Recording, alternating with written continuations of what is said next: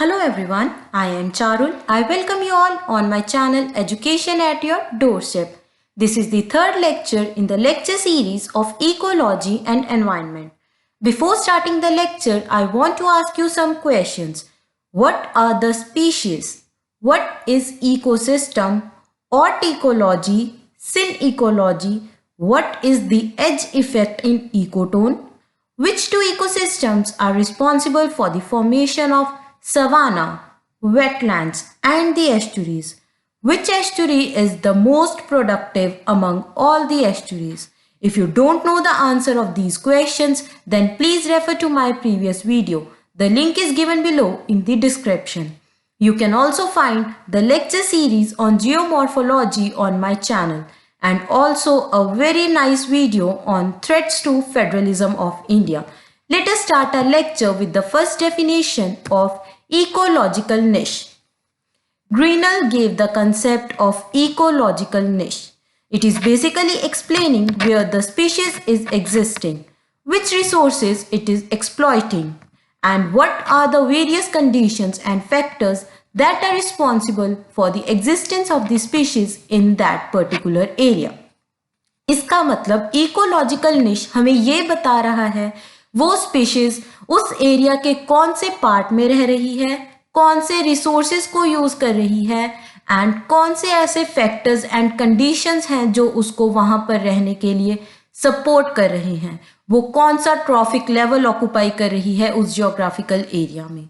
And in order to learn about this, we have to know about the three terms: habitat niche, trophic niche, and the multi-factor niche. What is habitat niche talking about?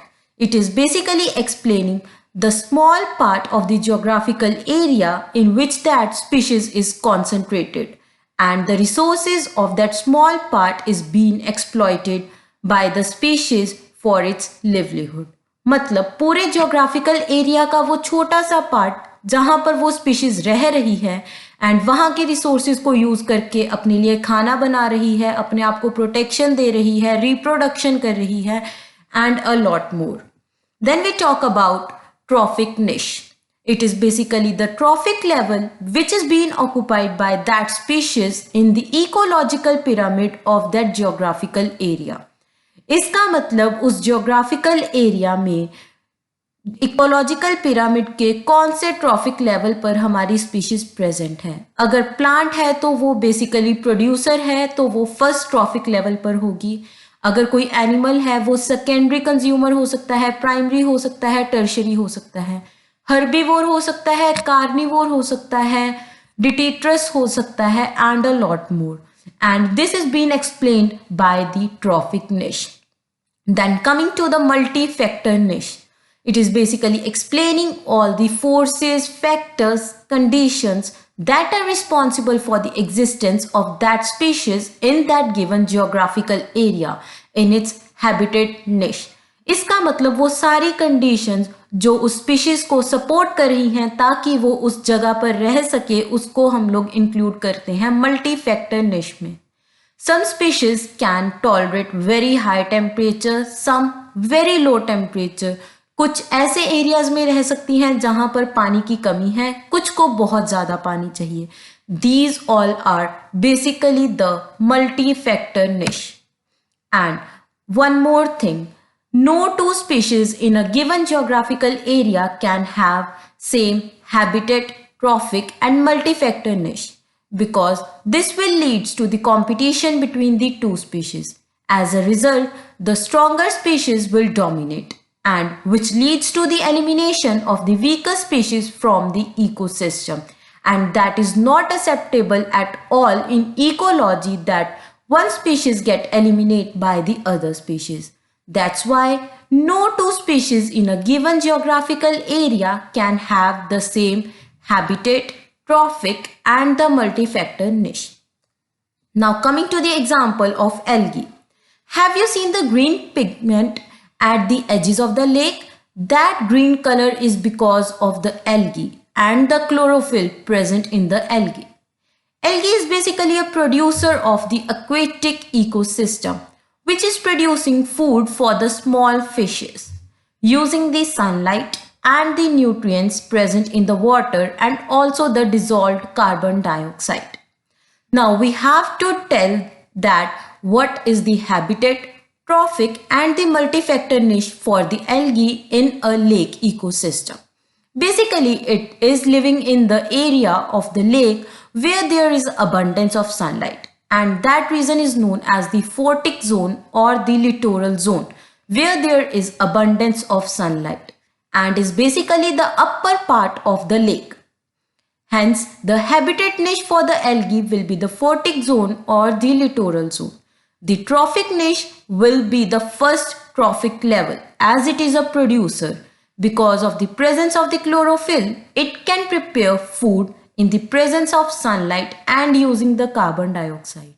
And this is also responsible for storing the free carbon dioxide in the atmosphere as blue carbon, which is not a greenhouse gas. We are going to talk about carbon sequestration in the further classes, so please stay tuned. Now coming to the multifactor niche of the algae, it is basically the abundance of sunlight, nutrients and the availability of the dissolved atmospheric gases in the lake. These are the three niche. Habitat niche is the photic or the littoral zone. Then coming to the trophic niche, it is occupying the first trophic level in the ecological pyramid of that aquatic ecosystem. And the multifactor niche is the abundance of sunlight, nutrients and the presence of the carbon dioxide. Let us come to the types of niche. Fundamental niche and the realized niche. Guys, जब भी हम किसी species की बात करते हैं तो हम उसको with reference to some country, with reference to some state लेते हैं, लेकिन ऐसा बिल्कुल भी नहीं होता कि वो स्पीशीज पूरी की पूरी स्टेट में प्रेजेंट हो. वो कुछ छोटे से पार्ट में अवेलेबल होती है, वहीं पे कॉन्सेंट्रेटेड होती है. तो वो स्टेट एंड वो कंट्री को हम लोग फंडामेंटल निश ले सकते हैं एंड उस छोटे से एरिया को रियलाइज्ड निश.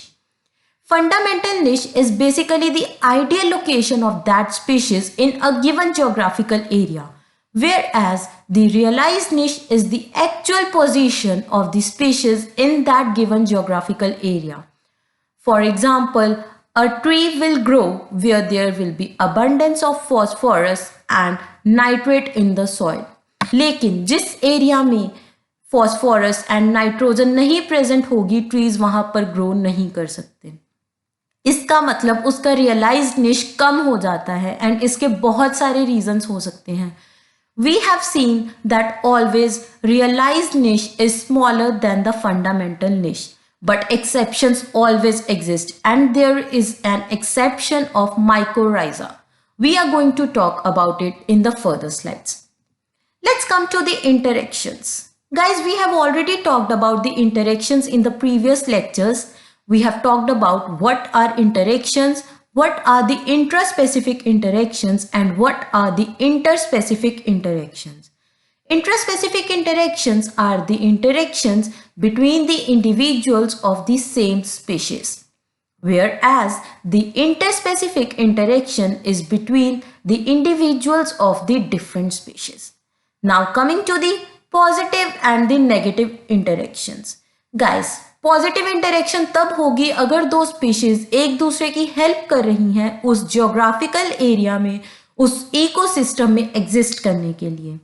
एंड नेगेटिव कब होगी जब एक दूसरे की हेल्प करे लेकिन दूसरे रिटर्न में उसको एक्सप्लॉइट करे, या फिर दोनों एक दूसरे को कंपटीशन दे. ये इंट्रा स्पेसिफिक भी हो सकती है, ये इंटर स्पेसिफिक भी हो सकती है. So, the example of the positive interaction is mycorrhiza, and in this case, the realized niche will be larger as compared to the fundamental niche.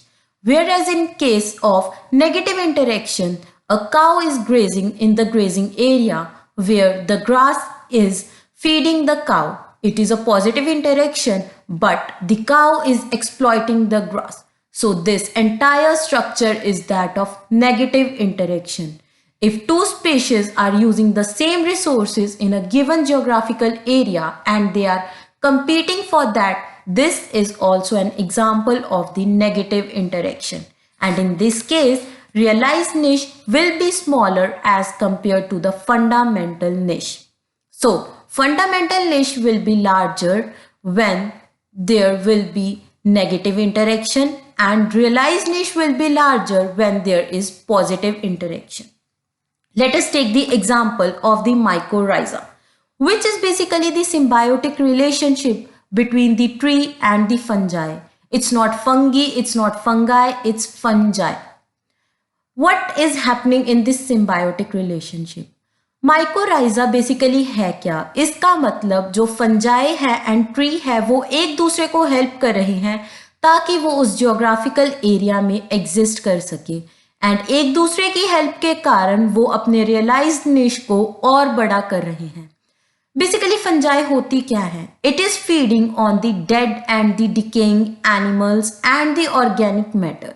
And tree क्या है? जो खाना बना रहा है, which is responsible for the production of the food. But tree को चाहिए phosphate, क्योंकि उसको एटीपी बनाना है, दैट इज एडिनो ट्राइफॉस्फेट, जिसके लिए उसको फॉस्फोरस फॉस्फेट की फॉर्म में चाहिए, एंड जो उसको अवेलेबल करवाता है फंजाई. एंड फंजाई को खाना चाहिए जो कि उसको देगा ट्री. लेकिन ऐसा हो सकता है कि जहां पर फंजाई है वहां पर उसको डेड डिकेइंग मैटर ना मिले, जिसकी वजह से उसका रियलाइज्ड निश छोटा हो जाएगा. एंड ऐसा भी हो सकता है जहां पर ट्री ग्रो करना चाहता है वहां पर फॉस्फोरस फॉस्फेट की फॉर्म में उसको नहीं मिल रही.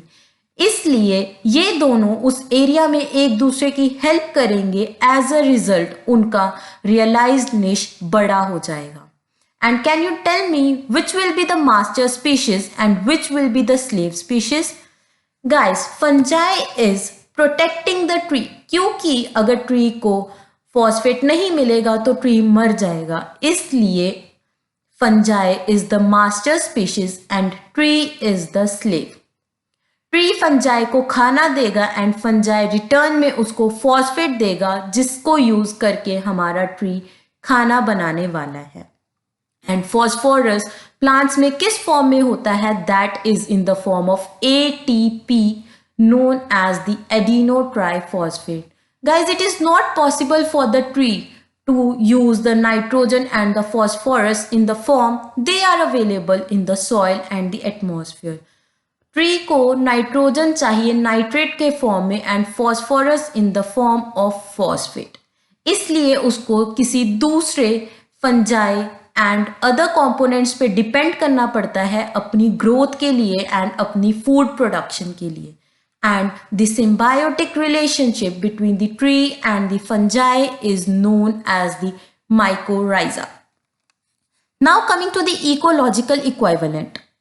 गाइज, हम दो स्पीशीज को कब बोलेंगे that they are ecologically equivalent? उसके लिए उनको 3 कंडीशंस फुलफिल करनी पड़ेंगी. वो different geographical area different ecosystems का पार्ट होनी चाहिए. They should be the part of the different species का पार्ट होनी चाहिए. सेम स्पीशीज के इंडिविजुअल्स को हम कभी भी इकोलॉजिकली इक्विवेलेंट नहीं बोलेंगे.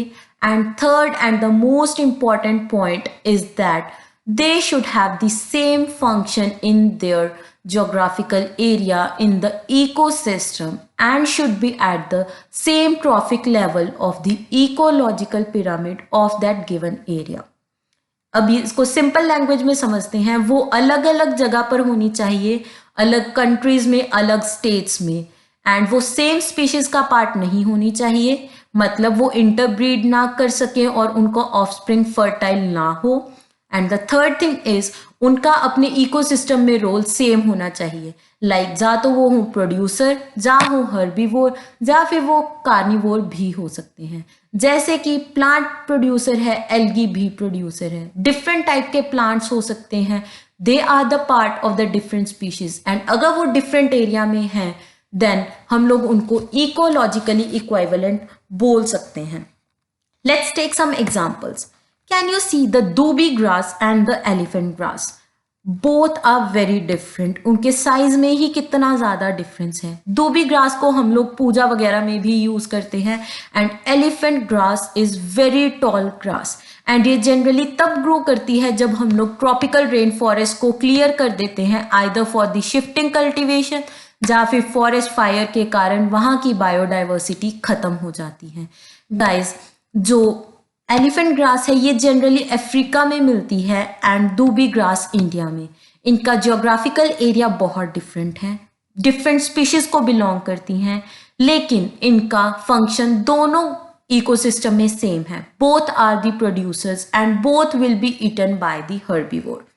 Let us take the another example, cow and the kangaroo. Both are the mammals. One is found in Australia and the other in India. But both are having the same function in their ecosystem. Both are the herbivore. And that's why cow and the kangaroo are ecologically equivalent species. Now coming to the buffalo and the mithun. Buffalo is found in India and Mithun in Myanmar. Both are giving us milk. दोनों से हमें दूध मिलता है, दोनों herbivore हैं, दोनों अलग अलग जगह पे प्रेजेंट हैं एंड दोनों अलग स्पीशीज को बिलोंग करते हैं, इसलिए ये दोनों हैं ecologically equivalent. We have seen the 3 examples, दूबी grass and the elephant grass, cow and the kangaroo, buffalo and the mithun. Guys, remember this and try to find out another equivalent species from net and write down it in the comment section. Let's come to the ecological guild. These are basically the group of the species which are exploiting the same resources in a given geographical area. मतलब एक जगह में ऐसी बहुत सारी species जो same resources को use करके सेम काम कर रही हैं, तो हम बोलेंगे वो बना रही हैं ecological guild. Guys, have you listened about entomophily? ये होती क्या है? गाइस, फ्लावर्स में पॉलिनेशन क्या होती है? Pollination is basically the transfer of the pollen grains from the male part of the plant that is anther to the female part that is stigma. And इससे क्या होता है? ब्रीडिंग होती है एंड सीड्स प्रोड्यूस होते हैं जिसकी वजह से और प्लांट्स और फ्लावर्स ग्रो करते हैं। एंड अगर ये चीज इंसेक्ट्स करते हैं देन हम उसको बोलते हैं एंटोमोफिली। इंसेक्ट्स ऐसा करते क्यों हैं? Guys, this is also the example of the ecological service जो हमें फ्री में मिल रही है। इसमें होता क्या है, जब एक इंसेक्ट एक फ्लावर पर बैठता है, फ्लावर के किसी पार्ट पर बैठता है अपने खाने के लिए, देन उसके पैरों पर पॉलन ग्रेन्स चिपक जाते हैं एंड जब वो दूसरे फ्लावर पर जाता है तो वहां पर वो ट्रांसफर हो जाते हैं। And this is done by a number of insects present in that area. That's why different insects in a given garden और some forest are forming the ecological guild, क्योंकि वो same resource that is flower को exploit कर रहे हैं and same function कर रहे हैं पॉलिनेशन का। What is pollination? It is the transfer of the pollen grains from the male part of the flower that is from the anther to the female part of the flower that is the stigma.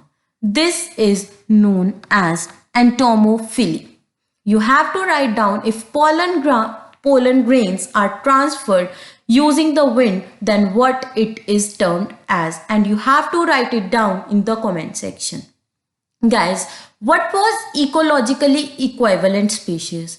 अगर species अलग area में है, अलग अलग species को belong करती हैं, लेकिन अपने इकोसिस्टम में सेम फंक्शन कर रही हैं। इकोलॉजिकल गिल्ड क्या है? ग्रुप ऑफ स्पीशीज जो सेम जियोग्राफिकल एरिया में है, सेम रिसोर्सेज यूज कर रही हैं एंड सेम फंक्शन कर रही हैं, ये बनाती हैं ecological guild. Guys, that's all for today and if you enjoy my lecture do like, share and subscribe, and if you want the PDF of my lecture you can follow me on my Telegram channel. The link is given below in the description. Thank you so much.